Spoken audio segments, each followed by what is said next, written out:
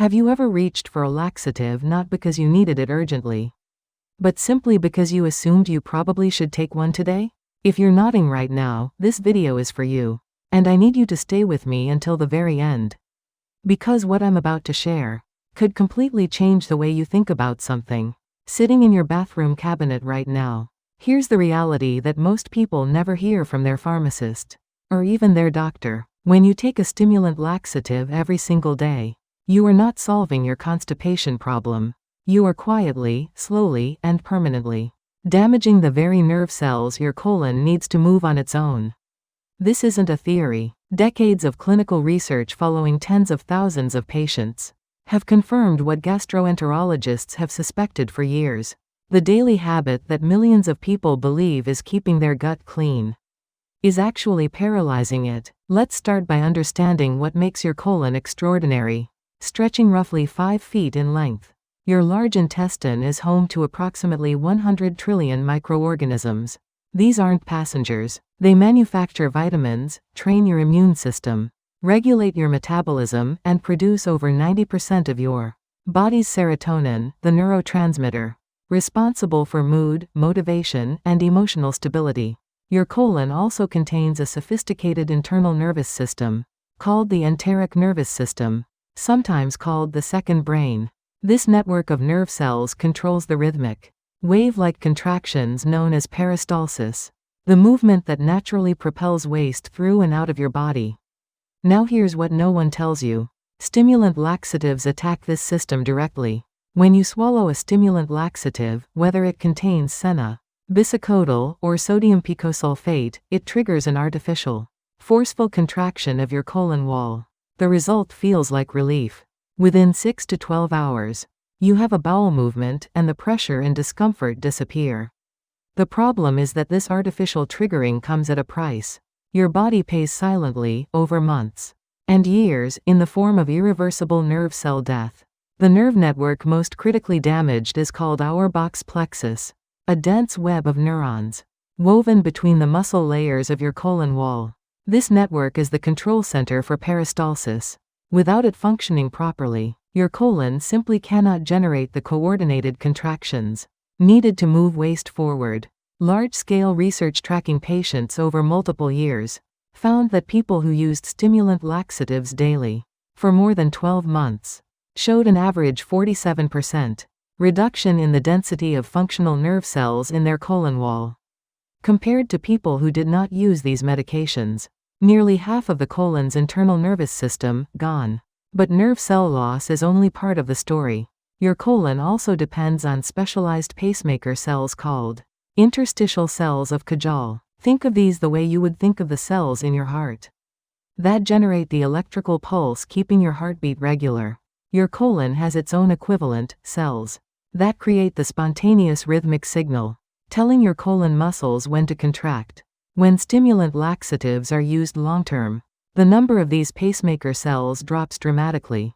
Tissue analysis of patients who underwent surgery for severe chronic constipation revealed that those with a long history of stimulant laxative use had up to 63% fewer interstitial cells of Cajal than people with healthy colon function. When the pacemaker cells disappear, the colon loses its natural rhythm entirely. It becomes dependent on external chemical stimulation to do anything at all. This is why stopping laxatives after long-term use doesn't bring your colon back to where it was before you started. It leaves you in a significantly worse condition. This phenomenon has a clinical name. Gastroenterologists call it cathartic colon syndrome or lazy bowel syndrome, and it affects millions of people who had no idea this was happening inside their bodies, while they were simply trying to feel comfortable. The damage doesn't stay confined to your digestive tract. Because the colon plays such a central role in immune function, mineral absorption, and the gut-brain connection, the consequences of long-term stimulant laxative use ripple outward into almost every system in your body. Consider your immune system first. More than 70% of your immune cells are concentrated in and around your gut tissue. This isn't coincidental. Your gastrointestinal tract is the largest interface between your internal body and the external world, so your immune system deploys its defenses there in force. When stimulant laxatives alter the structure of your colon lining and accelerate transit time, they disrupt the carefully maintained balance of your gut microbiome. The beneficial bacteria that normally crowd the intestinal wall and form a living shield against pathogens lose their footing. They get swept out before they can establish colonies. Meanwhile, more resilient harmful bacteria survive the turbulent environment and begin to dominate. Research involving participants across multiple countries found that people who used stimulant laxatives regularly for more than 6 months had, on average, 38% lower gut microbial diversity than people who did not. Lower microbial diversity is consistently linked to weaker immune function, higher rates of metabolic disease, and greater susceptibility to inflammatory conditions throughout the body. The electrolyte problem is equally serious and particularly dangerous for older adults.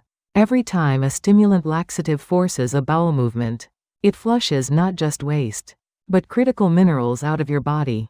Potassium, sodium, and magnesium are lost in abnormal quantities. Potassium is essential for normal heart muscle function. When potassium levels fall below a critical threshold, heart rhythm becomes unstable. Emergency medicine physicians have documented cases in which patients presenting with unexplained cardiac arrhythmias were found to have been chronically misusing stimulant laxatives.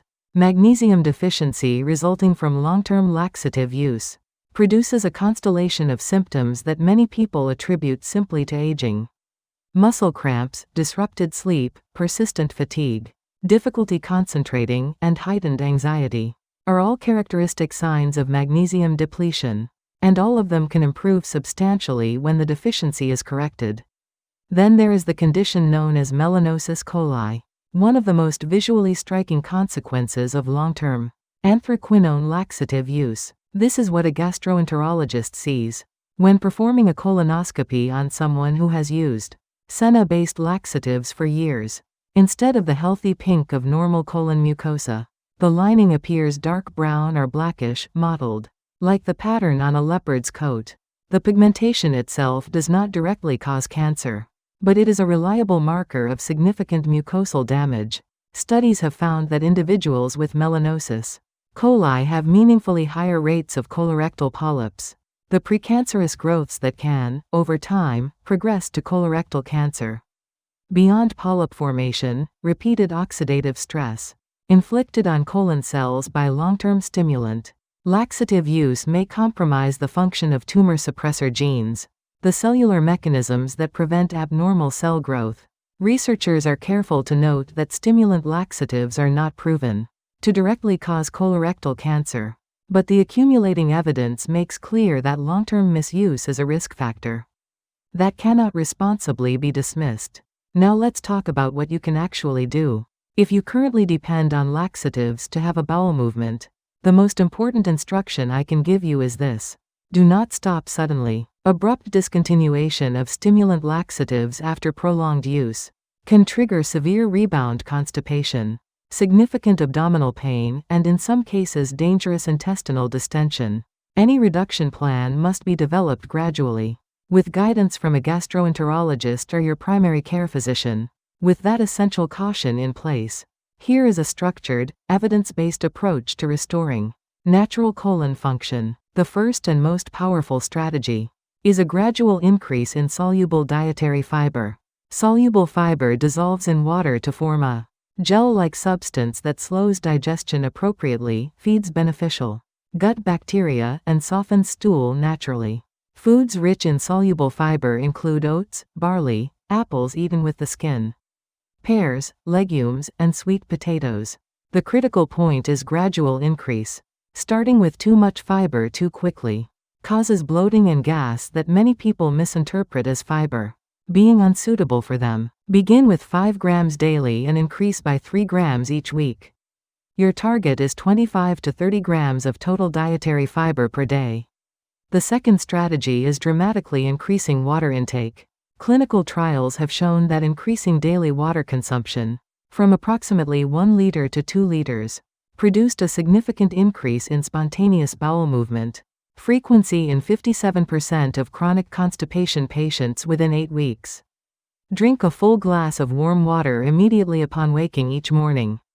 This triggers the gastrocolic reflex, a natural physiological response, in which the stomach's contact with liquid sends a signal to the colon to begin contracting. This is your body's built-in morning alarm for your digestive system. Using it consistently begins to rebuild the natural patterns your colon lost. The third strategy is simultaneous use of probiotics and prebiotics. The gut microbiome devastated by long-term laxative use cannot recover on its own without a deliberate reintroduction of beneficial bacteria and the nutrients those bacteria need to survive and multiply.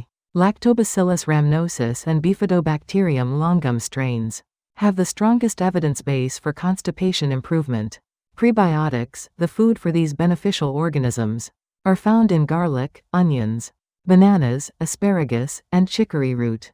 Eating these consistently while taking a high-quality probiotic creates the conditions your colon needs to rebuild its microbial ecosystem. The fourth strategy is regular aerobic exercise. Physical activity directly stimulates colon motility. Studies show that 150 minutes of moderate intensity aerobic exercise per week, maintained for 6 weeks, produced meaningful improvement in constipation symptoms in 76% of participants. Walking after meals is particularly effective. A 15 to 20 minute walk after eating amplifies the gastrocolic reflex and improves colonic transit time. The regularity matters more than the intensity. Consistent daily movement provides a gentle, natural stimulus to the enteric nervous system that helps rebuild healthy patterns of activity. The fifth strategy is bowel retraining. Many people developed constipation partly because they suppressed the urge to have a bowel movement repeatedly over time, whether due to a busy schedule, an uncomfortable toilet situation, or simple habit. Every time you ignore the rectal signal, the rectum stretches and the sensitivity of the reflex decreases. Retraining means responding consistently and promptly to every urge without delay. It also means using proper positioning, placing your feet on a small footstool so that your knees are higher than your hips. Recreates a natural squatting angle that straightens the anorectal passage and dramatically reduces straining effort. Research has shown this single positioning change reduces the time needed for bowel movements by an average of 51%. Here are 3 practical recipes you can begin using immediately to support colon recovery. The first is a morning gut recovery smoothie. Combine half a cup of rolled oats, 1 banana, 2/3 of a cup of plain yogurt, a 1/4 cup of cooked sweet potato, 1 tablespoon of ground flaxseed, and 3/4 of a cup of unsweetened plant-based milk in a blender. Blend until smooth and drink immediately after your morning glass of warm water. This single drink delivers between 12 and 15 grams of dietary fiber, a complete probiotic boost from the yogurt, prebiotic inulin from the banana, omega-3 fatty acids from the flaxseed, and complex carbohydrates to sustain energy. It is the most efficient single-serving delivery system for colon-supporting nutrients available. The second recipe is an evening fermented vegetable soup. In a medium pot, gently simmer 2 cups of vegetable broth with a 1/4 of a chopped onion, a 1/4 cup of sliced mushrooms, and a small handful of roughly torn kale for about 8 minutes. Remove from heat. Stir in 1 tablespoon of unpasteurized miso paste. Do not boil the miso.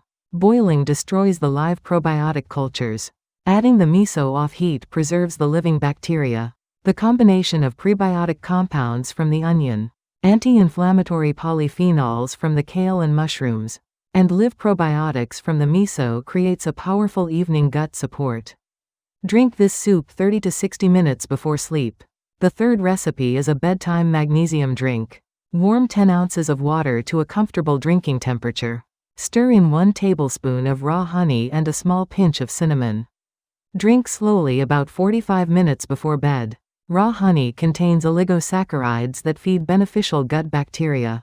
Cinnamon improves circulation to the intestinal lining and has demonstrated mild antimicrobial effects against certain harmful gut bacteria. If your physician has confirmed magnesium deficiency, taking a magnesium glycinate supplement with this drink provides direct nutritional support for colon muscle relaxation. The recommended daily magnesium intake for adults ranges from 310 to 420 milligrams, depending on age and sex.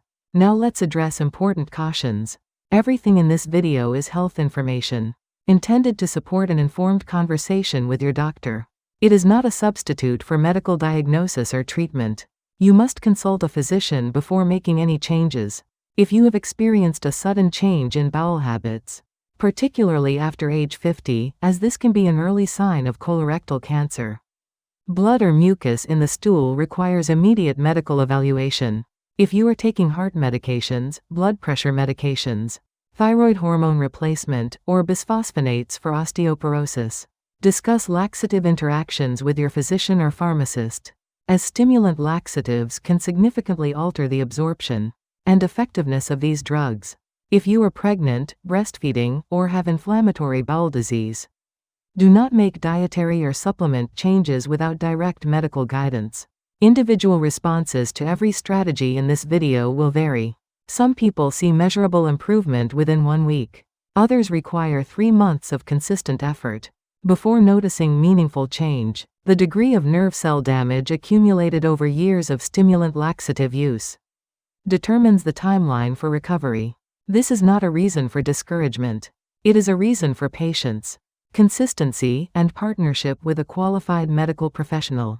If you have used senna-based laxatives daily for more than a year, speak with your gastroenterologist about scheduling a colonoscopy to assess for melanosis, coli, and screen for polyps.